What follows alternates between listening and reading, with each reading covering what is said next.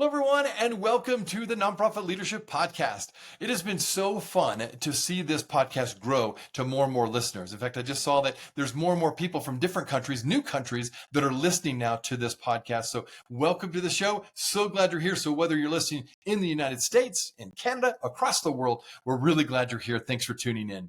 Well, today's topic is front and center, I believe, and on most of your minds. As I talk to colleagues and other nonprofit professionals, as I talk to people on this show, staff retention is on all of our minds.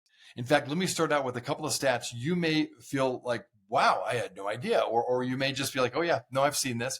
So a couple of stats. This came from a recent report called the Social Impact Staff Retention of 2024 report. It said, among other things, 74% of nonprofit employees are currently looking for or considering a new job this year. Again, 3 out of every 4 of your staff right now are potentially looking for or considering a new job this year. And they go on to report that 65% of these same staff are unsure if they'll even stay in the sector at all. That's a high percentage. So whether due to burnout or benefits or lack thereof, or a general shift in how we work post-COVID, this is happening despite the fact that there's actually a growing need for nonprofit services, and that continues to increase. So there's this interesting conundrum that I'll talk about with my guest today, that on the one hand, there seems to be a growing need for various services for nonprofits. At the same time, there's this dwindling availability of nonprofit professionals that are willing to step up and provide these services on a staff. So what do we do? How do you mitigate this? Well, my guest today is Julia Devine. She's the co-founder of Relatable Nonprofit. She's not only going to talk about how do we mitigate staff retention, she's also going to talk about why she left her job to start a consulting company called Relatable Nonprofit. And really the goal is to provide consulting services, but also to train others to be consultants, because there's this big need now for people to provide these great services, as I mentioned, but there is less and less people willing to do it. So this is going to be a very interesting conversation. Again, thanks for tuning in. Now on to the show. Well, welcome everybody to the Nonprofit Leadership Podcast. I have Julia Devine here on the show. Julia, thanks so much for joining today. Thanks so much for having me. Absolutely. Yeah, well, this is going to be fun. We're going to talk about a lot of things, but I really want to start with this retention report that you've referred to. In fact, one of the authors is Evan Wildstein, and he was on the show not too long ago, actually. And so I really want to pull out some of the data that comes from that, because I think it's really fascinating, this data that they brought out. So let me just highlight that. And then I know you're working with that. You are a consultant. And so we're going to get into some of your work there too. But maybe we'll start with that. I say this at the very outset of my podcast, but here's a couple of highlights that I want to bring up to start our conversation today.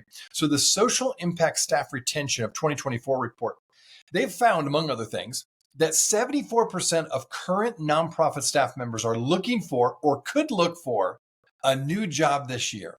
And 65% are unsure if they'll even stay with the sector at all. So they're looking at outside the nonprofit sector. So think about that for my listeners. 3 out of every 4 employees at your organization are potentially thinking about making a move. So if that doesn't make you stand up and pay attention, I don't know what stat will. So let's start with that. What have you found? Why do you think this is the case, Julia, in your work as a consultant, working with nonprofit organizations? Why do you think there's such a high percentage of people looking to move into a different job? Yeah, so I'm so excited to be talking about this topic because ever since I found this report, it's really been weighing on my mind, just like the staggering percentage of people who are looking for different jobs. And just to give a little context, I've seen this at various points and in ever more degrees as I've gone through my own nonprofit career. So when I started out, I got into nonprofit work as a grant writer right out of college. I had an internship in a development office, and then I moved into working in that nonprofit full time, which is pretty much like the standard how you get into nonprofit work is just you got a job and then all of a sudden you're in it. It wasn't something I went to college for. But it was great and I liked it. But that was the first time where I saw, this is my first job, within 3 years, due to turnover, due to staff changes, due to leadership changes, people leaving, reconfiguring departments, just trying to make do with who was left and what was there. By 23 years old, I had gone from grant writer to the development director. And Okay. that is not because I had years of experience. That was because that was what they had to work with. Okay. It was a great 18-month experience for me, trial by fire and some circumstances. And then after 18, almost 2 years, maybe, I decided this was way over my head. This was too much for me at my age, the level of responsibility. And at the time, I knew none of my friends had had this experience working up Right. the chain at in for-profit companies. They would never get promoted like that at such a short period of time. So at the time, I'm 22, 23. I'm like, wow, I'm just awesome. What actually turns out is that this is just common because nonprofits don't have this, long-term staff plan, retention plan, and they're Right. just working with who they've got. So when I did leave, uh, as you were just saying, about a year and a half into the pandemic, I did leave, decided to pursue other opportunities, went back to grad Yeah. school for a while, and we then went and launched our consulting firm, and we found consulting for nonprofits, this issue popped up again and again and again, where we would come in on projects. And I was just thinking before, when I was thinking about talking on this podcast, there was a specific client where we were reached out to by the nonprofit, a specific point person, and they said, we want you to come in. At the time, we were consulting on CRMs, and they brought us in, and we went through the discovery call, the contract, the proposal, everything. And when we actually went to start the project, this employee who we'd been working with for the last 3 months was no longer there. And we were actually put with a different point person. And it turns out Oh, he had wow. just brought us in to replace him, or to, get the project done before he left. So we've seen this kind of just be this recurring issue. Whatever project it was, and it doesn't matter if they're a brand new small nonprofit just getting started. It's definitely worse in the mid to large size nonprofits that you see who've been around for a while. Right. But that was our second exposure, was through consulting. And Okay. then the third one, where it's really just been brought home for us, and why we've started to pivot our services to actually tackling this issue, was last summer. We started an Instagram account, and it was Ah, just focusing on memes and relatable humor about nonprofit life. And it's called Relatable okay. Nonprofit. And it was kind of just a joke for us to blow off steam and whatever. But we've gotten 5,000 followers in the last Wow. less than a year, which, Oh just my goodness. organic growth, doing it on the side of our consulting business. But Sure. the amount, just like the sheer outpouring of DMs from nonprofit professionals who are like, this is so relatable. I come to this channel when I'm stressed out, burned out, I'm sick of my work. I just come over here and it's catharsis for me. And they message us, and it's just been unbelievable to hear from them, this 5,000 person little army of nonprofit professionals who are Right. fed up. So that's just, in almost 10 years since I started working in nonprofit, that's what I've seen. My own experience, consulting experience, and now speaking to people online. I'm really not surprised when I saw this report. I'm like, yeah, that pretty much checks out with what I'm hearing. No, thanks for that experience in what you've already gone through. I want to learn more about that social media Instagram account. That sounds really interesting. But it goes on to point out in this same report, just continuing the same theme, that the reasons nonprofit staff members are looking to leave include these top three reasons, according to their report anyway. Number one, too much responsibility and not enough support. That was 58% of the people that filled this out. Number two, no obvious or clear growth opportunities. Again, 58% said that. And then third, inadequate benefits and compensation, 57%. So just 1% less. But I think most of us as leaders or as consultants, when you think about this, you immediately think, oh, it must be a compensation and benefit issue, because we always think nonprofits are going to pay less than for-profits, which often is true. Now it's changing a little bit now. But anyway, let's talk about this. What, in your mind, for my listeners who are mostly nonprofit leaders, what should they take away from this feedback of those three top areas? And I'll just repeat them again. Too much responsibility and not enough support, no obvious or clear growth opportunities, and inadequate benefits and compensation.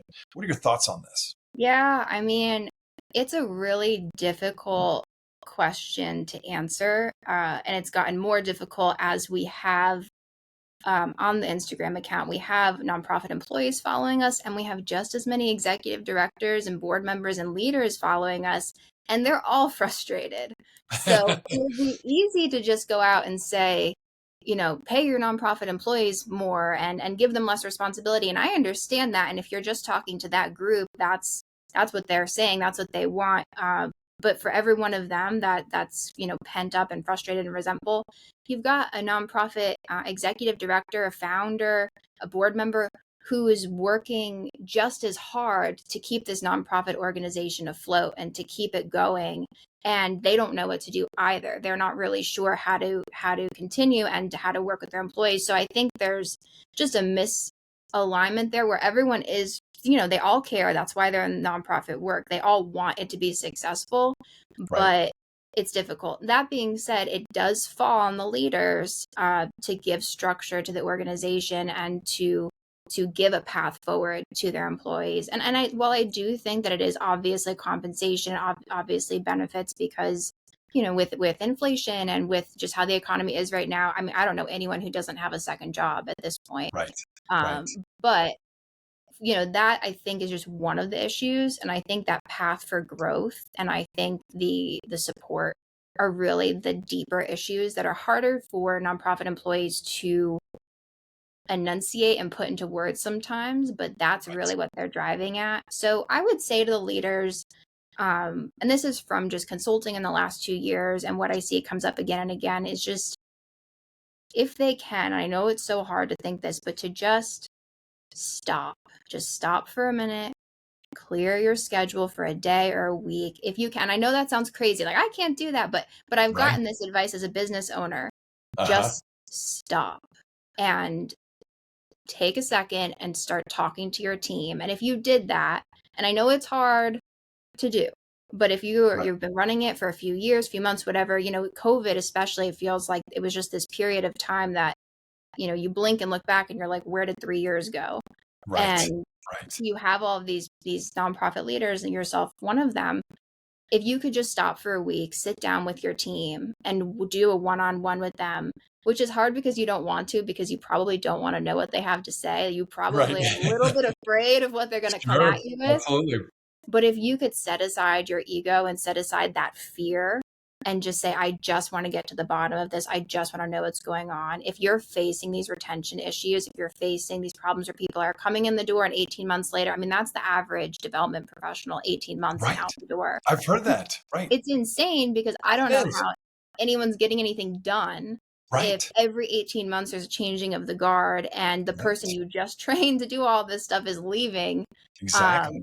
If you just sat with them and asked a lot of open-ended questions, from a sales perspective, we've had really good training where you actually do like these informational interview sessions where you're recording the call and you're just chatting and you have these open-ended questions. And then afterwards, you can go back over the transcript and highlight key problems that come out, which I love from a sales perspective, but I think it would be beneficial for nonprofit leaders as well to just sit down with each person, have an hour. What's going on? What are you concerned about? And what is the why behind what a lot of people are doing in their jobs? Because I think that's another thing that gets lost in the sauce sometimes is why are we doing this report? Why are we doing this project? Is there actually an end goal that makes sense anymore from when we came up with this project initially 5 years ago? Why are we still doing it and expending manpower on it? And these are lots of frustrations that nonprofit employees have that are being ignored or not addressed or just not thought about by leadership. So I would say stop and talk to your employees and like really mean it. Like clear out 2 days and don't do anything else and just talk to them. Now, thank you for that. Okay, good. And then one other thought, or like some good results that came out of this that are helpful, I think, for nonprofit leaders. The report revealed also that the top 3 reasons nonprofit staff decide to stay at an organization. So if you want to keep people, here's the top 3 things according to this report. Number 1, the hybrid or remote flexibility with work was hugely important. 82% said that is one of the top reasons they stayed at an organization. And I know that's a bit controversial, post-COVID now. Number 2, management or leadership are supportive. 64% said that's what kept them there. Third, adequate benefits and compensation. So there's the benefits and compensation conversation again. So 64% said, well, I need to at least get paid competitively, right? So let's talk about that. Any surprises in that list? And is there anything you want to speak to that, particularly in mind of my listeners who are trying to keep their staff? They're trying to put into practice and put into place in their organization these elements. I'm sure they are, but maybe they don't know what the most important things to implement. So what would you say to this? Yeah, I mean, when I hear remote work, it's like has this topic just been done to death at this point in Yeah, the last right. like 2 Totally. or 4 years? Like, who wants to talk about it? But if it's coming up 82% Exactly. flexible work arrangement, then clearly the happy medium has not been figured out yet Right. at companies. And it's a tough one. I haven't worked in an office since 2021, and I don't ever plan to again if I don't need Yeah. to. Okay. But on the other hand, my husband was miserable working from home, and we're the same age. Okay. It's not like it's an age difference thing. We're both in late 20s, and he's like, I want to be in the office. I want to be hanging out with my team and talking to people. Like, I just am a different social kind of person. I'm Right. fine being home. So I don't know what's right person to person, but I think that just using remote work as like a bargaining chip isn't necessarily the answer. It's just sort of a band-aid on an already broken team. If you're Right. having retention issues, Okay. you really need to go back to the source of why are there problems? Is it because you're hiring the wrong people? And if you are hiring the wrong people, and that's the question that's coming up, why? Do you understand what you're hiring them for? And you see that, I would see that when I worked full time at a nonprofit. There were job postings that were created by HR because that's what HR doesn't necessarily understand what the department needs. HR is coming up with what HR thinks the department is saying, and they're posting this job description and they're hiring someone that's aligned like 65% with what the department actually needs. Right. And you end up bringing in people that are great, but not what the department needed. And then they're transferring out in 18 months. So Right. if you're not focusing on hiring the right person and making sure that there's an alignment with your expectations day one when they come into your organization and they understand they're on down with the mission, they love what you're doing, they get it, and like they're going to tackle key problems and you know what those problems are. Because I Right. see that too. People are like, well, what if we hire someone, what are we going to come up with for them to do? Right. That's backwards. No, we need Uh-huh. to have a list of what needs to get done, and then we find the person that can do that. Good point. So fixing that process at the hiring point, because at that point, if they're great and they're doing the right job, where they work and how they work, that's just a matter of preference. And that's Yeah. not going to matter so much, I don't think. But if you have a team that's like not not working out, they're not happy, they're grumbling, they're not getting the work done, and you're going to try to placate them by just saying, "Okay, fine, go work from home." You're not going to get any better results that way. So I don't think that's just an easy answer, although I do think that there's an enormous benefit and opportunity to engaging remote employees. Our team is fully remote and it's incredible. It works perfectly. And we Yeah. work on our own schedules and that's fine, but there's a balance and it should not just be used as a bargaining chip. That's great to know. No, very interesting. And you actually mentioned something earlier, and I want to get back to that. When it came to the report and what I would normally think from a report like this, that oftentimes you hear that the turnover is highest with the fundraising staff. But this report actually found that marketing and programming staff were the ones that were more apt to be looking for a new position, even though, yes, the turnover rate's still high for the fundraising role. But I don't think we talk much about the marketing and programming staff that are actually looking for new positions. So I don't know if you've seen this also in your work. And if so, why do you think that's actually bleeding in now to the marketing and programming roles that they're actually looking for something else? Does it go back to the things we were talking about earlier? Is there something unique about those departments where people are, I don't know, maybe experiencing more stress, more burnout? What have you found? Right. Yeah, so I don't know as much about programming because I've spent most of my career working on the fundraising marketing side, but Yeah. marketing I find very interesting because I think in the last 5 to 10 years or so, the line between the fundraising department and the marketing department has really blurred because fundraising is depending so much more on having a great digital infrastructure and having the proper landing pages, donation pages, email marketing, branding, graphics, and all kinds of deliverables that these nonprofits are increasingly needing to meet the fundraising demands. So I think that the pressure of keeping the fundraising going and meeting those goals is falling onto the marketing teams as well. And they're not really sure how, that's not what they signed up for necessarily. Right. That's not what the graphic design person signed up for, but now suddenly they're very involved in the fundraising and developing those materials and So I do think there's some overflow of that stress. Yeah. But I also think that the marketing people, they're almost operating like an in-house agency at this point at a lot of Yeah. nonprofits.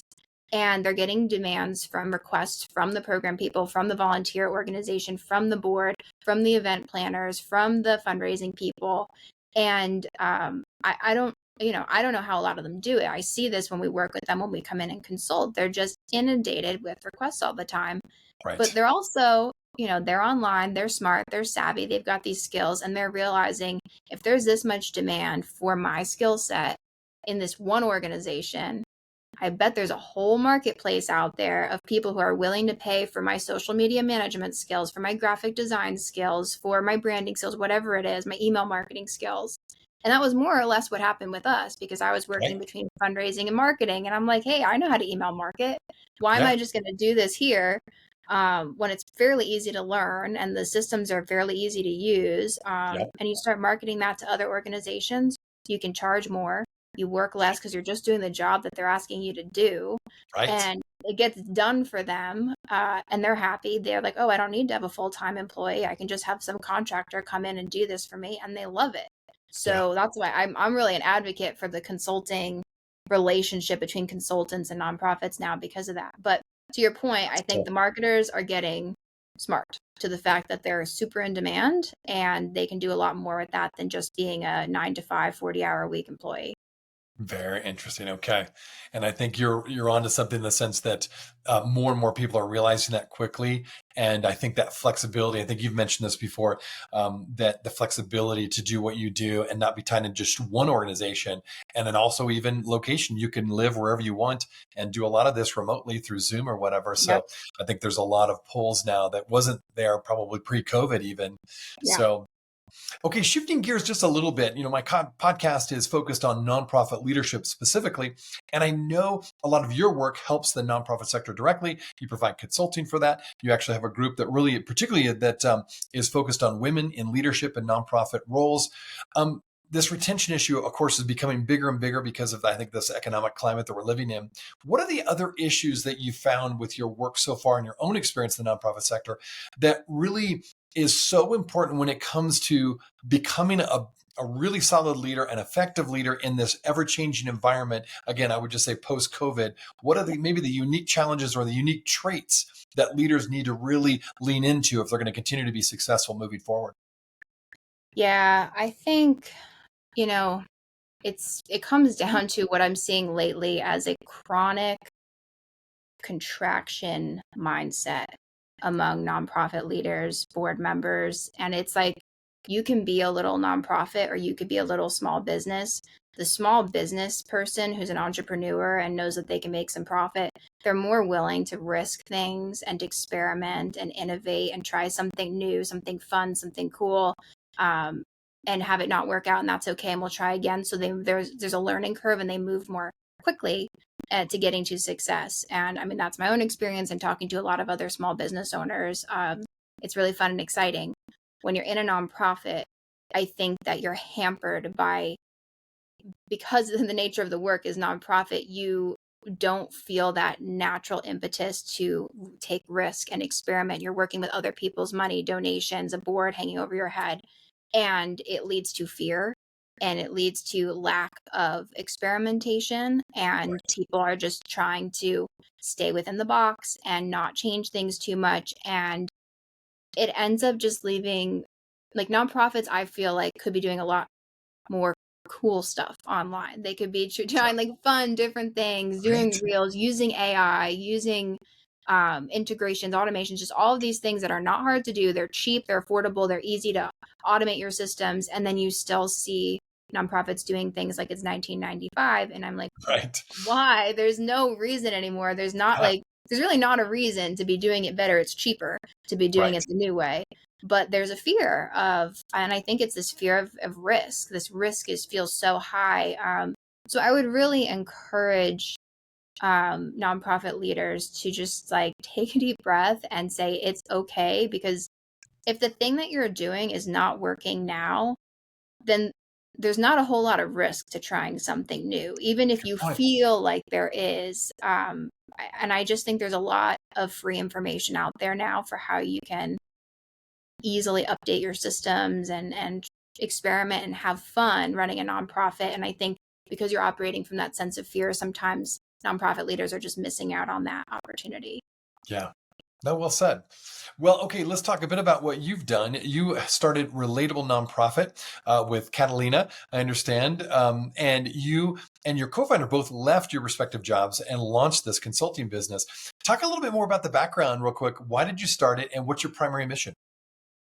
Yeah, so when we started, it really was, what you and I were just talking about before we started the call. We were tired of the overwhelm, tired of the high expectations, and we had paths for growth, so it wasn't so much that, but wanting more flexibility, wanting more control Yeah, over our lives, and realizing that we did have a lot of skills that were quickly becoming high demand in the nonprofit sector. So the first thing was just, hey, can we do this and make the same amount of money or close to the same amount of money working half the time on our own schedule from wherever we want? And we had figured it out how to do that. Catalina moved from Pittsburgh, where she was living, to Charleston. My husband and I spent the entire summer, 3 months last summer, in Italy, working from there the whole time, which was just, wow. unbelievable that we never thought we'd be able to do something like that. But with two Right. remote jobs, we ended up, I signed clients the whole summer. I had retainer clients. And by the time I came back, I had $10,000 more in my savings than when I left. So Wow. you can totally do it. I just want to let anyone know who's listening, if you're Yeah. thinking about it, it's totally possible. So that Okay. was the initial goal, was starting to consult. And we were doing some uh, support for development teams, CRMs, and things like that, just because that was the need and that was what we knew how to do at the time. But Sure. in the last 6 months, I would say, we began to transition because of how Relatable has taken off. And we're realizing how many nonprofit professionals are feeling the same kind of burn and the same, just they're burned out, they're tapped out, and they want a new challenge. They're not ready to quit the sector, but they're looking for something new, something more in control, more autonomous. And so when we started creating more content for them, then it really started to take off. Okay. And most recently, we've now pivoted our services to be supporting other nonprofit professionals who are trying to get into consulting, who are trying Yeah. to build solo entrepreneur businesses. And we did launch a group mentorship program, which I just love. I'm just having so much fun doing that. It's so Awesome. awesome to see so many nonprofit professionals just having like this fire lit in their eye again. And they're like, Okay. wow, I can do this. I can keep doing the work I love, but have a lot more control over my life. Yep. So that's our mission now. And we're going Okay. all in on that this year, growing the mentorship program and helping nonprofit professionals see what's possible. That's great. Well, congratulations on that. And I encourage my listeners to check out Relatable Nonprofit. We'll give you a chance to talk about where they could do that. Before we close out, though, I really want to lean into your experience and what you're doing now, because now you're really interfacing with a lot of different nonprofit executive leaders and just leaders in general. What have been some of the most important leadership lessons that you've learned along the way so far? Yeah, it's a personal one. I think for this, looking back at the business we thought we were going to build in 2022, 2023, 2024, and now we're here, and what we're doing is so different from what we thought we'd be doing 2 years ago.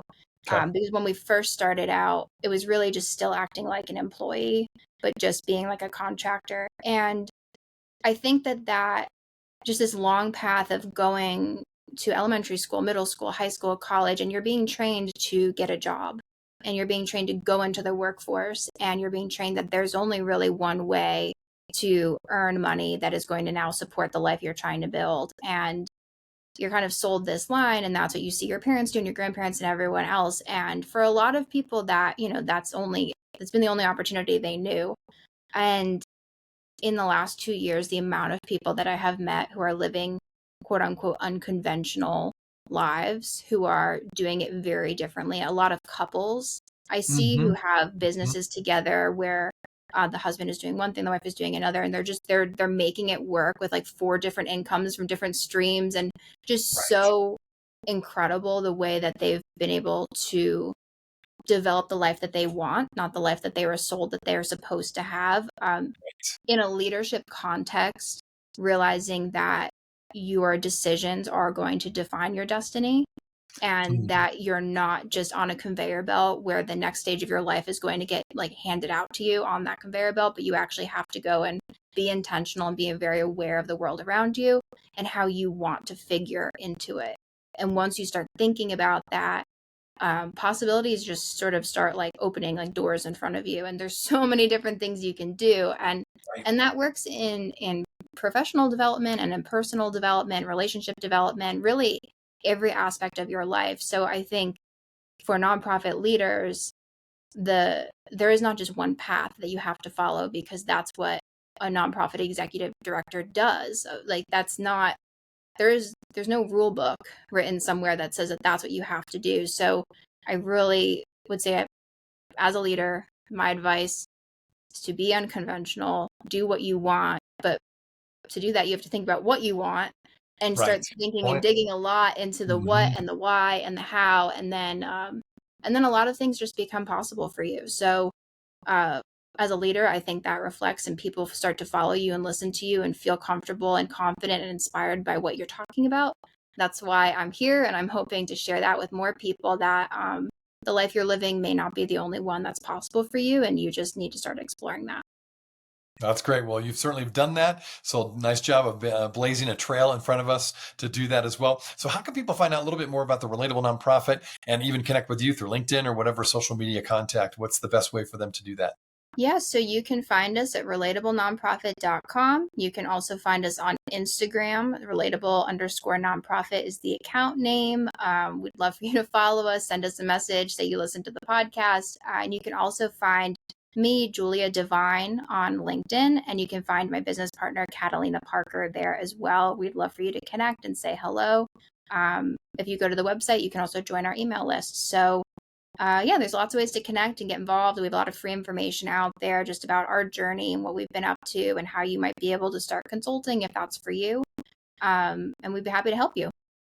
Well, that's awesome. Well, Julia, thanks so much for being on the show today and sharing your insights. And thanks for all you do to really pour into the nonprofit sector and nonprofit leaders. Thank you so much for having me. You got it.